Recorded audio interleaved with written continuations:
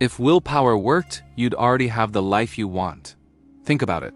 You promised yourself, tomorrow I'll wake up early. I'll finally stop procrastinating. This time I'll stay disciplined. But then tomorrow comes and nothing changes. It feels like a personal failure, right? Here's the uncomfortable truth, and I want you to really hear this. You are not weak. Your system is broken. Today, I'm going to show you exactly why your willpower always fails you. And more importantly, I'm going to share the Japanese method that quietly succeeds where loud motivation collapses. And you need to stay till the end, because this isn't just a tip. This method actually rewires how your brain works. First, let's destroy a myth. Willpower is not some infinite magical force. It's a battery. A limited mental battery. Every single decision you make throughout the day, no matter how small, drains it. What should I eat for breakfast? What should I wear today? Each choice is a small withdrawal from your mental bank account. By the time evening rolls around, your brain is exhausted. It doesn't want discipline. It craves comfort. It wants the easy path. This is why diets almost always fail at night, after a long day of making responsible choices. It's why your motivation to hit the gym dies after a stressful day at work. It's why new habits collapse under pressure. Psychologists have a name for this.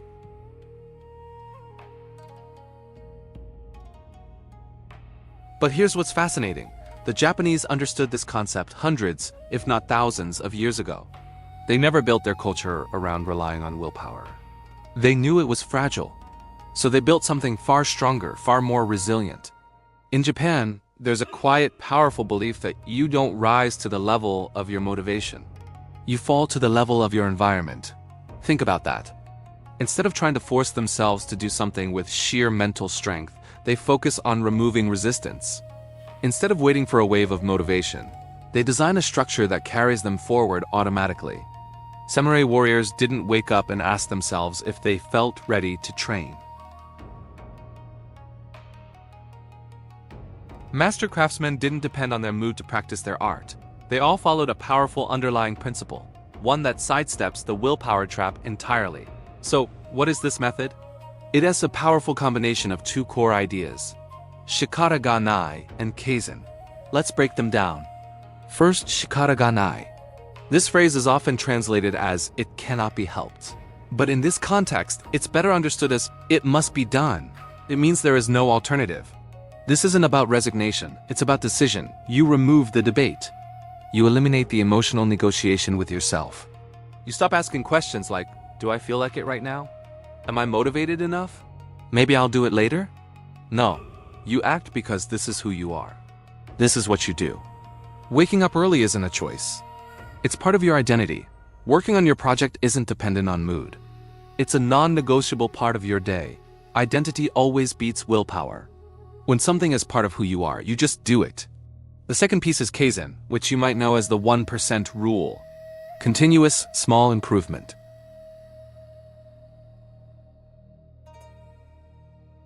That's a recipe for overwhelming your brain and triggering its resistance. Instead, they ask a much simpler, more powerful question. What is the smallest possible action I can take that I absolutely cannot fail at? Not 100 push-ups. One push-up. Not reading a chapter. Reading for just 2 minutes.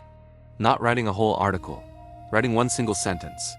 Your brain doesn't see these tiny actions as a threat. There's no resistance, no fear, no overwhelm. So you just do it. And what happens when you do it every day?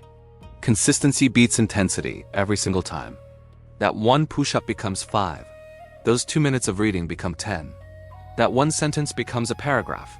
And the final piece tying it all together is prioritizing your environment over your effort. Japanese homes, dojos, temples, and even schools are meticulously designed to support the desired behavior. They remove distractions. They reduce decision-making. They make good habits the default automatic path. If you want to read more, the book is on your pillow, not on a dusty shelf. If you want to eat healthier, the fruit is on the counter, and the junk food isn't in the house. No motivation is required when the path of least resistance leads to your goal.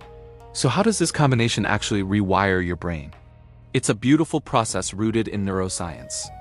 Every single time you take a small action, you act without internal debate, and you repeat it daily. You are sending a powerful signal to your brain. You're teaching it, this is normal. This is what we do now. This creates new neural pathways. The action moves from the prefrontal cortex, the part of your brain that handles conscious, effortful decisions, to the basal ganglia, where habits live. It becomes automatic, like brushing your teeth. Your discipline is no longer a conscious effort. It becomes part of your identity. You stop trying to force your life to change. Your life begins to change by itself, organically, effortlessly. So let's bring this all home. The dominant message in Western culture is often try harder. Push through, grind. But the ancient wisdom of Japan offers a different, more sustainable path. Make it easier. Stop fighting yourself. Stop worshiping the false idol of willpower, and don't wait for the fleeting magic of motivation. Instead, build a system. Build your identity around the actions you want to take. Build a structure in your day that makes those actions non-negotiable, and build an environment that makes it all easy. And always remember this, the truly disciplined person isn't someone with more willpower. They're simply someone who has learned to argue less with themselves. They've made the right choice the only choice. If this video helped you see things in a new light, subscribe for more ancient wisdom made for our modern lives. Because true mastery isn't about force, it's about flow. Thanks for watching. Let's get one thing straight right now. You are not lazy. You are overstimulated. Think about it. Modern life is a constant flood for your brain. Notifications popping up, endless dopamine spikes from your phone, and a paralyzing number of choices for every little thing. Your nervous system is in a state of high alert, and it never gets to rest. In Japan, true discipline is built on a foundation of calm, not constant pressure. Why? Because a stressed out brain will always choose the path of least resistance. It will choose comfort over growth every single time. That's why your willpower seems to collapse. It is not because you're weak, it is because your mind is overloaded and screaming for a break.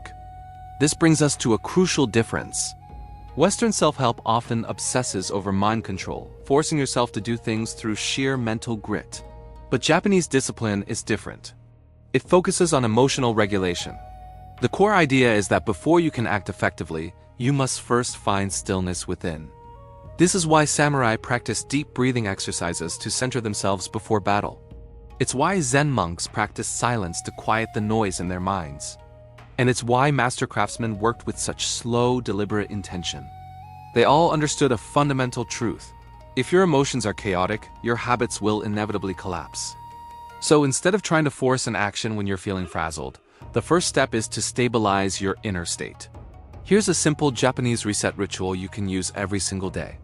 Before you start any task, whether it's work, a workout, or even just a difficult conversation, do this. Sit up straight. Take 3 deep, slow breaths. And make sure your exhale is longer than your inhale.